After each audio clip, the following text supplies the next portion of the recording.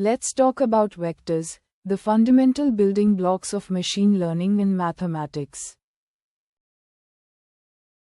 A vector is an ordered collection of numbers that has both size and direction. In machine learning, we use vectors to represent data, model parameters, and features. Here's a vector on a coordinate plane. It has x component 3 and y component 2. We can calculate its magnitude using the Pythagorean theorem.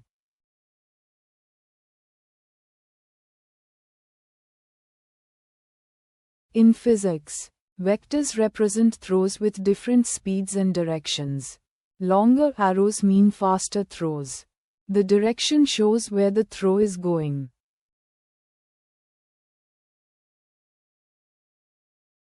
Mathematically, we can write vectors as columns or tuples. Each component is a number in the vector.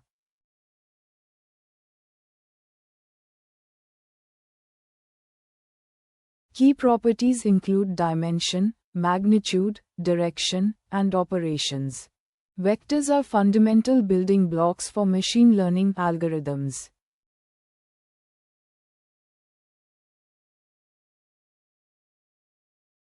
Let's explore the different types of vectors and their real-world applications. There are several important types of vectors we should know. First, a column vector is arranged vertically. Think of a shopping list with quantities stacked in one column. A row vector is arranged horizontally. Imagine tracking your daily exercise times in a single row. The zero vector has all elements equal to 0. Like when you skip all your activities for the day. Unit vectors have length 1 and indicate pure direction. Like driving exactly east or north without considering speed. Basis vectors are like Lego blocks. The standard basis vectors E1 and E2 can combine to form any other vector in 2D space. A position vector shows location relative to a starting point. Imagine a treasure map 5 steps east and 3 steps north from the start. Velocity vectors combine speed and direction. If you are biking 10 km per hour east and 5 km per hour north, your velocity vector shows both components. Force vectors represent pushes or pulls. Pushing a table with 50 newtons right and 30 newtons up creates a combined force vector. Let's summarize the key vector types we've learned. Each has specific characteristics and real-world applications.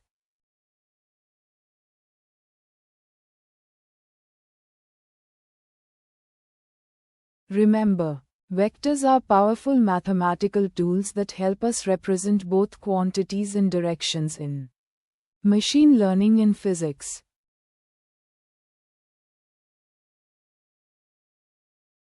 Let's explore how we can work with vectors through different operations. There are several fundamental operations we can perform with vectors. Vector addition works by connecting vectors tip to tail. Imagine walking 2 steps east and 1 step north. Then walking 1 more step east and 2 steps north. Your final position is the same as if you walked 3 steps east and 3 steps north directly. Subtraction shows the difference between vectors. If vector A takes you to point 3 east, 2 north, and vector B to point 1 east, 3 north, then A minus B gives you the path needed to go from B's endpoint to A's endpoint 2 steps east and 1 step south. Multiplying a vector by a number scales its length. Like stretching or shrinking rubber bands. Multiply by 2 makes the vector 2 times longer in the same direction. Multiply by 0.5 makes it half as long. The dot product measures how aligned two vectors are. It's large when vectors point in similar directions, 0 when perpendicular, and negative when pointing opposite directions. We calculate it by multiplying their lengths and the cosine of the angle between them. The cross product gives a vector perpendicular to both center_pointer vectors. Its length equals the area of the parallelogram they form. In this example, crossing an east-pointing vector with a north-pointing vector gives a vector pointing upwards.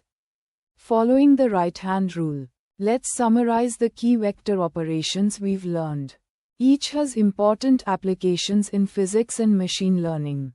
These operations power many real-world applications, from calculating forces in physics to representing features in machine learning models.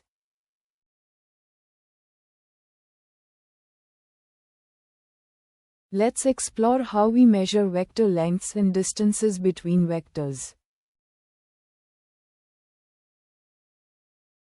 We'll cover 3 key ways to measure vectors.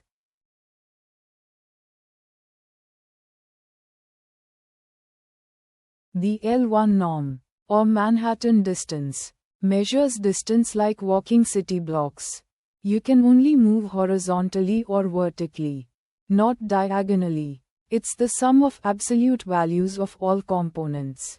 Imagine walking 3 blocks east, then 2 blocks north, your total distance is 5 blocks.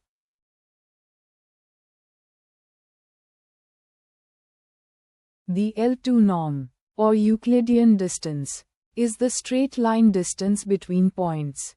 It's what we normally think of as distance, calculated using the square root of the sum of squared components, like a bird flying directly from point A to point B.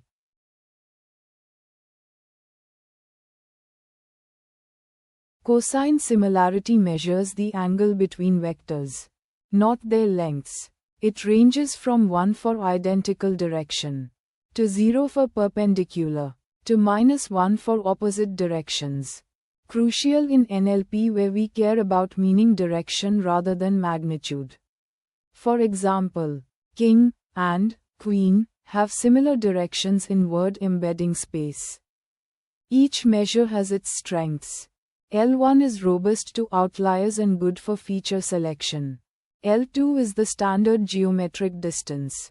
Cosine similarity is perfect when only direction matters, like comparing documents or user preferences in recommendation systems.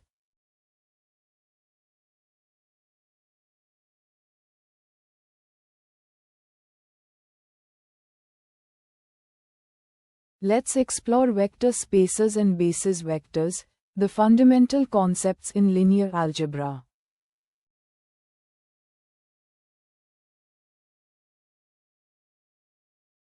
A vector space is a collection of vectors that follows 3 key rules. First, adding any 2 vectors in the space gives another vector in the space. Second, scaling any vector keeps it in the space. And third, there's always a 0 vector in the space. Here's a concrete example. The standard 2D plane is a vector space. We can add vectors, scale them, and there's always a 0 vector at the origin.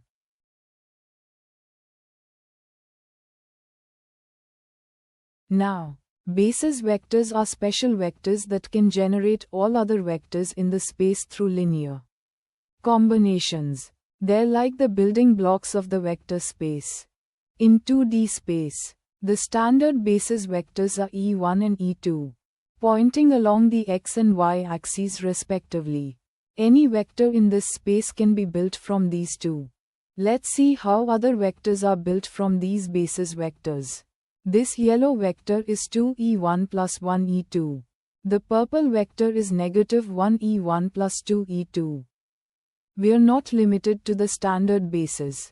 Any two non-parallel vectors can form a basis. Here's an alternative basis where the vectors are at 45 degrees to the axes. The same vector can be represented in this new basis. What was 1e1 plus 3e2 becomes 2b1 plus 1b2 in this basis. For vectors to form a basis, they must satisfy two conditions. They must be linearly independent, no redundant vectors, and they must span the entire space, no missing directions. Basis vectors are incredibly useful. They let us create coordinate systems, compress data through techniques like PCA, render computer graphics, and represent features in machine learning. To summarize, vector spaces are collections that follow specific rules. Basis vectors are minimal sets that can generate all vectors in the space. And there are often multiple valid bases for the same space.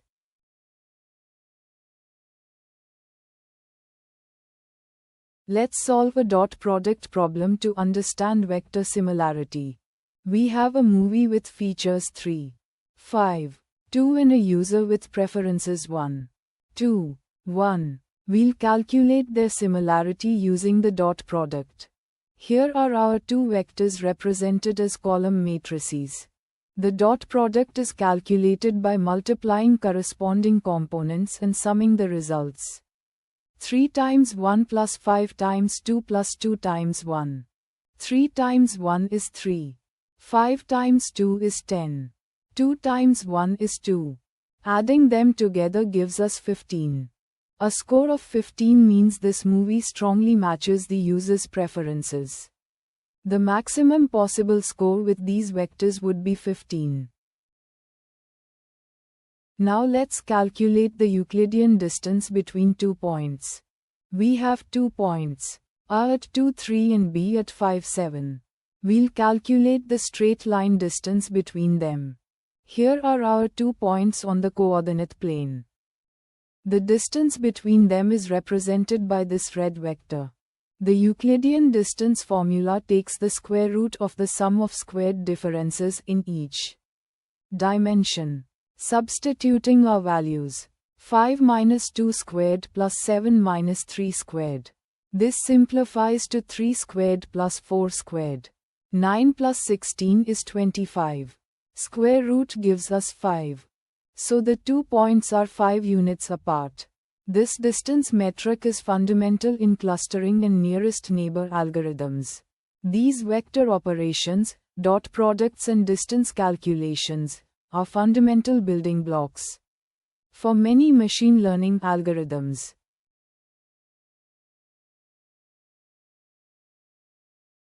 I hope you found this video helpful. If you enjoyed it, please give it a thumbs up, subscribe to the channel, leave a comment, and share it with your friends. Your support means a lot. See you in the next video.